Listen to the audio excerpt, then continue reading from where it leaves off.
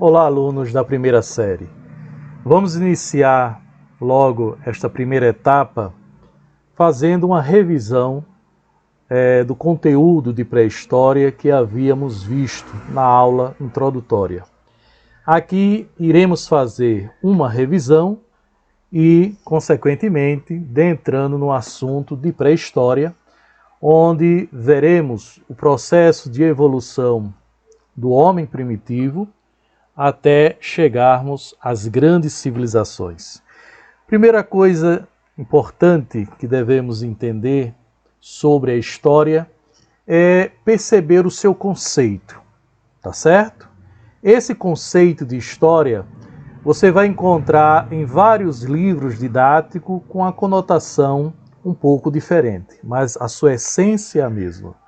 O mais geral de todos é quando nós encontramos no livro didático dizendo que a história ela é uma ciência que estuda o passado e o presente e as transformações que o homem fez. Este conceito pode servir de base para você. Você, com um conceito um pouco formado, você vai estruturar todo o teu pensamento em cima da história. Então, estudar história a partir do seu conceito, sabendo que ela é uma ciência, e esta ciência estuda o passado e o presente do homem, e, consequentemente, as transformações que esse homem fez durante o passado para o presente, para que, de certa forma, não venhamos nós cometermos os erros no futuro. A história, por si só, ela ajuda a humanidade a entender o seu processo tanto de evolução, indo em direção para o futuro, como também ela nos ajuda a entender o nosso presente com um olhar também voltado para o passado. Que esse passado aqui é construtivo. A gente observa o processo de evolução, os desafios, as consequências estabelecidas entre as relações humanas, a formação das grandes civilizações, o desenvolvimento do progresso, o desenvolvimento econômico, o desenvolvimento político, até chegarmos à nossa realidade atual. Então, dentro desse foco, a gente consegue, de certa forma, entendermos o que é história. Mas quando nós passamos a estudar a pré-história, sempre nos vem uma indagação bem interessante. São desenhos que o homem fez no interior das cavernas, ou fora dessas cavernas, ou nas pedras, em que, de certa forma, estas figuras sempre estão bem retratadas nos livros didáticos. Essas figuras ou esses desenhos nós chamamos de pintura rupestre, tá certo? A arte rupestre, desenvolvida pelo homem da pré-história, ela vai acontecer da seguinte forma. Como este homem, ele vivia boa parte do seu tempo no interior das cavernas, dentro das cavernas, ele ocupava o seu tempo fazendo os desenhos.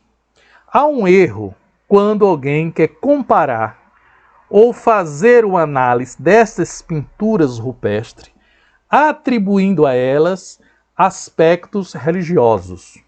As pinturas rupestres, elas não estão voltadas ou focadas para aspectos religiosos. Elas contam a cena ou as cenas do dia a dia, do cotidiano deste homem da pré-história.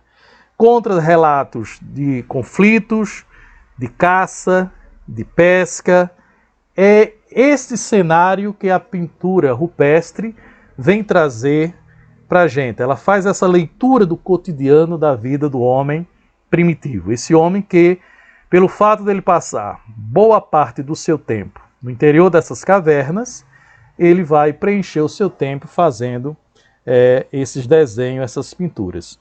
Então, a arte rupestre, ou a chamada pintura rupestre, elas contam a vida do cotidiano, do dia a dia desse homem primitivo, tá certo? Aí a gente já consegue, de certa forma, entender o conceito, na verdade, de pintura rupestre, tá certo? Aqui eu já trago para vocês uma visão do conceito que a gente pode destacar sobre a ciência, a história como ciência, porque a história ela é uma ciência humana, tá certo? E por ser uma ciência humana, ela vai, de certa forma, analisar os processos históricos, os personagens, né? Os fatos em relação ao poder, compreender essa relação de poder, tá certo? A relação da cultura, o desenvolvimento cultural desses povos e desse desenvolvimento cultural, a formação das grandes civilizações, que a gente vai ter a oportunidade de ver isso mais um pouco adiante, tá certo? De certa forma, um dos principais objetivos da história é resgatar os aspectos culturais de um determinado povo ou de uma determinada região para podermos entender o processo de desenvolvimento, de evolução daquele povo, tá certo? Então, entender o passado passa a ser algo assim extremamente importante para podermos compreender o nosso presente. Eu gosto sempre de poder frisar e lembrar que, na verdade, quem inventou tudo, quem criou tudo, foram os nossos antepassados. O homem contemporâneo, o homem de hoje, ele só vem, de certa forma, adaptar este conhecimento que foi ao longo do tempo se desenvolvendo, evoluindo.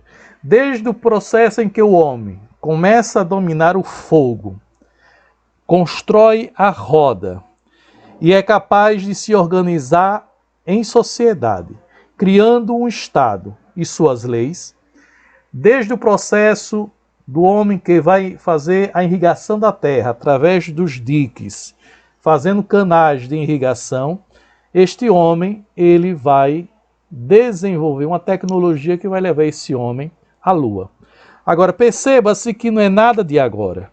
Você tem uma construção desde do período da pré-história até o momento atual.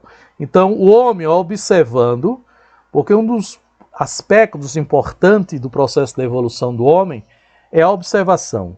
Este homem consegue observar o seu meio, observando o seu meio, ele domina o meio. Ele consegue sobreviver naquele meio, estudando, observando os aspectos. Sejam esses aspectos geográficos, aspectos extremamente naturais para o seu meio, habitat, como também o próprio desenvolvimento pessoal desse homem, que vai ser atribuído mediante essas características. Então aí a gente tem uma percepção mais complexa da importância da história como essa ciência e o seu objetivo, tá certo? Dentro desse processo, o homem vai evoluindo. E quando eu me refiro aqui a homem, que eu não gosto muito de usar esse termo quando nós estamos estudando a essência desse homem, o surgimento deste homem, eu gosto sempre de me referir à humanidade. Porque dentro desse aspecto humanidade se enquadra todos os povos. E faço uma correção. É importante percebermos que não existe um povo europeu, um povo africano, um povo asiático. O que existe é a raça humana. Então é a humanidade. Todos nós estamos dentro do mesmo complexo. Todos nós viemos da mesma linhagem. O que vai nos diferenciar um do outro são os aspectos culturais e os aspectos históricos. Mas nossa essência é uma só. Somos seres humanos. Por isso é de uma forma que a gente não pode admitir de forma alguma uma coisa chamada de preconceito. O indivíduo que ele é preconceituoso é um indivíduo extremamente ignorante. é um indivíduo que não consegue entender e que nunca estudou a história da humanidade. Tá certo? Então fica para a gente esse aspecto de análise do surgimento do homem, ou, como eu gosto de dizer, da humanidade. Então, a humanidade ela tem, de certa forma, evoluído durante todo o curso da história. Tá certo? E cabe à história estudar esta evolução que se faz necessária dentro daquilo que nós chamamos de periodização. Tá certo? Baseado nas características de cada fase distinta. E o que é, na verdade, periodização? Essa periodização, ela é quando o historiador ou os estudiosos resolvem dividir a história em fases ou dividi-la em etapas. Tá certo? E aí a gente vai agora focar o que seria propriamente dito a chamada pré-história. O que é, na verdade, a pré-história? Né? O que é a pré-história? Então, a pré-história, ela corresponde a um período da nossa história que vai antes, tá certo? Da invenção da escrita, que ocorreu aproximadamente 4.000 anos antes de Cristo. E temos a chamada história, que é depois da escrita. Então, os historiadores resolveram dividir a história em dois períodos. Pré-história, que é antes da escrita, e história, que é depois da escrita. Vamos mastigar um pouco melhor isso aí, para a gente não esquecer, tá certo?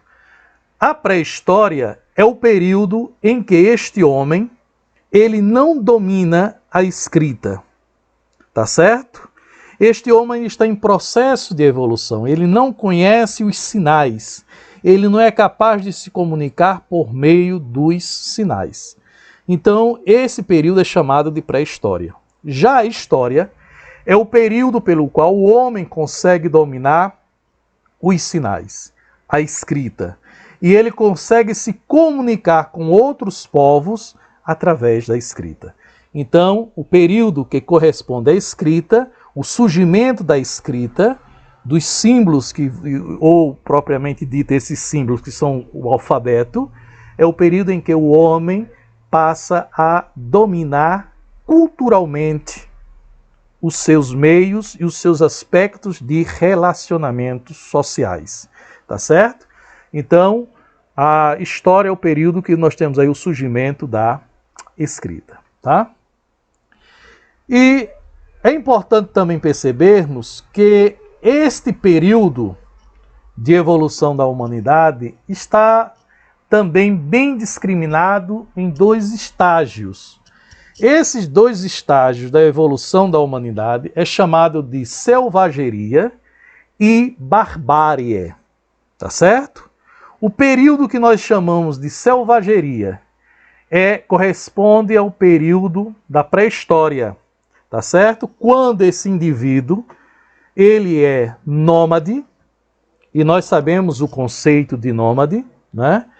O nômade é aquele indivíduo que não tem lugar fixo. Ele sempre está se deslocando de um lugar para o outro. Eles vivem em bandos, tá certo? Sempre estão agrupados, que é uma forma deste homem primitivo poder sobreviver, né? Poder se proteger dos predadores. Então eles vivem sempre em bandos. Estão sempre à procura de água, porque neste período é importante percebermos que água é fonte de vida, como até hoje, tá certo? Então esse homem ele torna-se também nômade pelo fato dele ir atrás dos bandos de outros animais, tá certo? Que estão sempre em busca de água. Então ele vai sempre acompanhar manadas, né? Porque aquelas manadas também vão em busca de alimentos e em busca também de água. Então esse homem também vai em busca da água, vai em busca também de alimento. Ele vai, de certa forma, desenvolver por meio da sua mão utensílios para a sua própria sobrevivência, como costurar roupas com pele de animais para poder se proteger, tá certo? E nesse período também, que nós chamamos de selvageria, se inicia a fabricação de armas e ferramentas feitas também de madeira e de pedra por esse homem. São ferramentas que nós também chamamos de utensílio, que vai garantir também o processo de sobrevivência desse homem, de adaptação desse homem e garantir a sua sobrevivência, tá certo?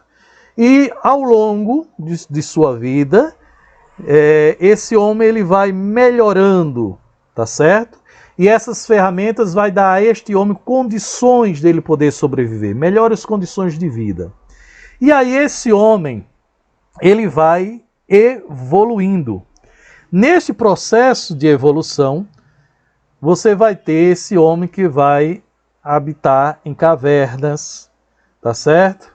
Este homem vai viver nas cavernas porque ele vai se proteger dos outros animais. Ele consegue nesse período também, é importante frisarmos, o domínio do fogo, a descoberta do fogo, fazem fogueiras na porta, né, na entrada, melhor dizer, das cavernas, para que outros animais não entrem, tá certo?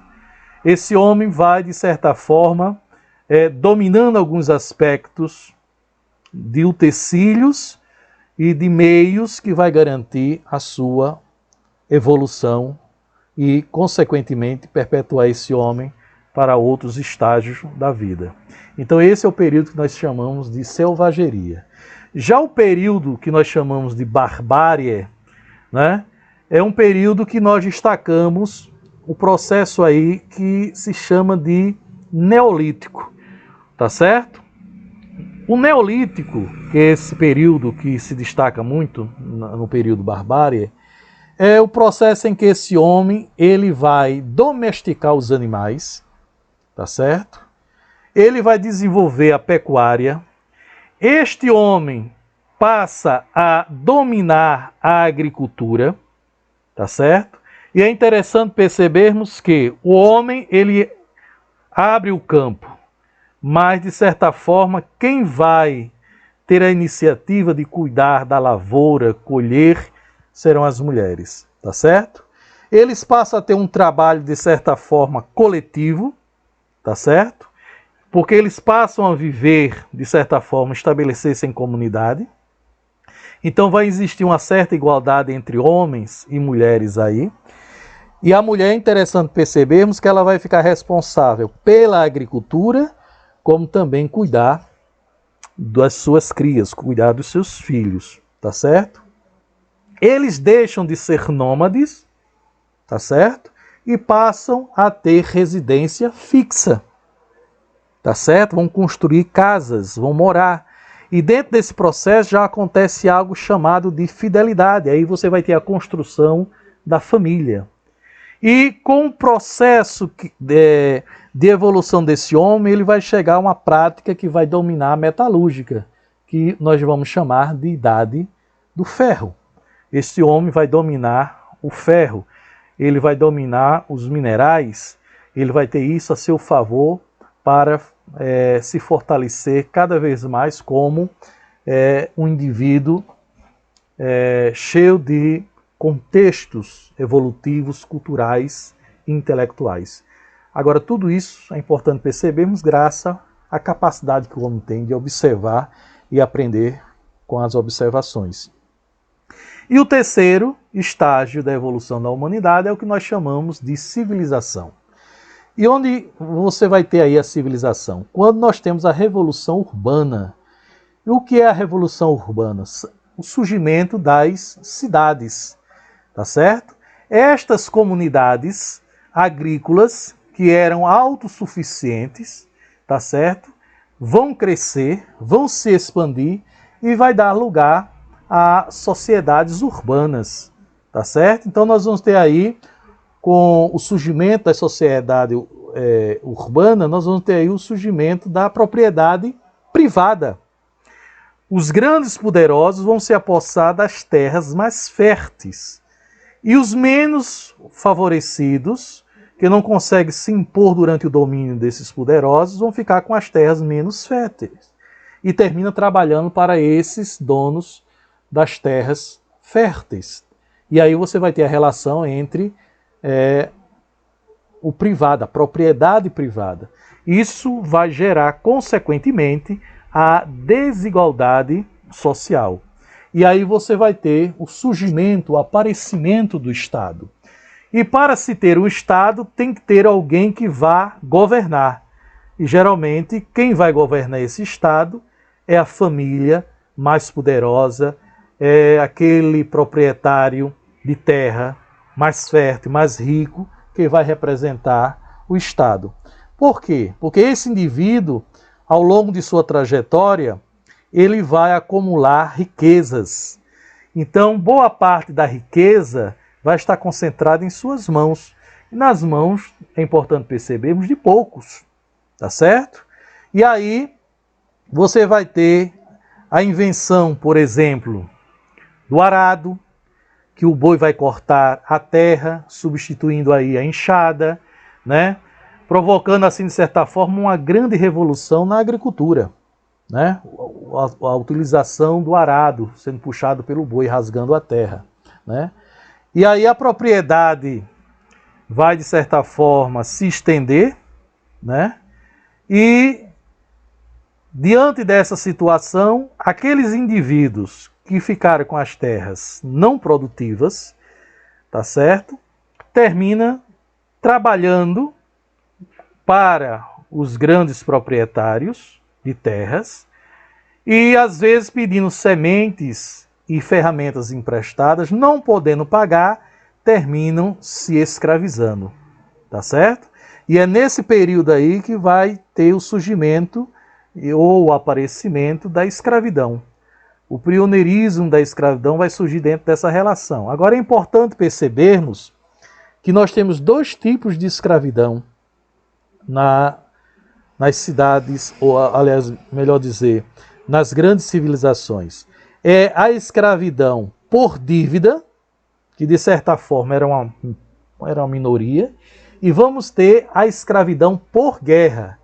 Quando esses estados tornam-se poderosos e conseguem, de certa forma, manter uma estrutura bélica, invadem outros povos. E aqueles povos terminam virando escravos de guerra. Tá certo? Então você vai ter aí a relação de escravidão. Aí nós temos dois tipos de escravidão, por dívidas e por guerra. A grande maioria são escravos por guerra. É nesse período que já começa a surgir, né, a primeira característica de escravidão. E aí nós vamos ter uma grande parcela da população, que é a grande maioria, como nós sabemos, desta população que vai, de certa forma, trabalhar na agricultura. Serão chamados de camponeses, tá certo? E aí surge o chamado regime de servidão coletiva. Toda vez que você ouvir essa expressão na pré-história ou nas grandes civilizações da antiguidade, regime de servidão coletiva está se referindo à produção agrícola, onde a grande maioria, que são os camponeses, estão trabalhando para o Estado. Ou eles trabalham para o Estado, tá certo? Ou tem uma pequena renda mínima de atuação para poder sobreviver. Ou seja, trabalham 5 dias da semana para o Estado e terão 2 ou 1 dia livre para poder desenvolver a sua atividade própria. Mas na maioria se destaca aí esses indivíduos trabalhando de forma coletiva para o tudo, tá? E aqui a gente monta um esquema bem simplificado para a gente poder entender isso que eu acabei de falar aí para vocês. Então, quando se referir à chamada comunidade primitiva, aí vem a questão das tribos, tá certo? A formação das tribos, a visão de cooperação desses indivíduos que vão viver de forma coletiva, tá certo? E passam a viver especificamente da caça, da pesca e da coleta de frutos e raízes, tá? Vamos ter o que nós chamamos de período de servidão coletiva, que é quando nós temos aí o surgimento do Estado, e isso vai acontecer naquilo que nós chamamos Oriente Próximo, tá? E o surgimento das classes sociais. Quando nós nos referimos aqui ao Oriente Próximo, eu gostaria que vocês logo pensassem no chamado Crescente Fértil, porque quando nós estivermos estudando a região da Mesopotâmia, a gente vai fazer referência ao que eu estou falando agora sobre o chamado Oriente Próximo, tá certo? Então o período de servidão coletiva corresponde ao Oriente Próximo, onde a gente vai ter ali o surgimento das civilizações, a formação do Estado e o surgimento das classes sociais. E quando surge, aí eu faço mais uma vez esse lembrete, vocês não podem esquecer, quando é que surge o surgimento das classes sociais? Surge quando aparece a chamada propriedade privada. E aí você vai ter a divisão das classes sociais, você vai ter a desigualdade social, você vai ter ricos e pobres, tá certo? E o chamado regime de escravidão, que foi esse que nós vimos agora. Então, toda vez que se referir ao chamado regime de escravidão, vem logo na tua cabeça Grécia e Roma, que são as primeiras civilizações da antiguidade, tá certo? Que vão desenvolver a escravidão por guerras, tá certo? Vão desenvolver essa chamada escravidão por guerra. E é importante percebermos, que eu chamo a atenção de vocês para isso, toda vez que se referir ao chamado período clássico, vem logo na tua cabeça Grécia e Roma. Vou repetir mais uma vez. Toda vez que se referir ao chamado período clássico, vem logo na tua cabeça Grécia e Roma, tá certo? É o chamado regime escravista, tá certo? Outro aspecto aqui importante, dentro desse esquema que você está vendo aí, pré-história. Aí nós temos lá selvageria e barbárie, que a gente viu anteriormente. História, civilização. Pré-história, antes da escrita. História, depois da escrita. Selvageria ou barbárie. Aqui você vai ter o período chamado de Paleolítico, que é quando o homem vivia da caça, da pesca, da coleta de frutos e raízes, era nômade, tá certo?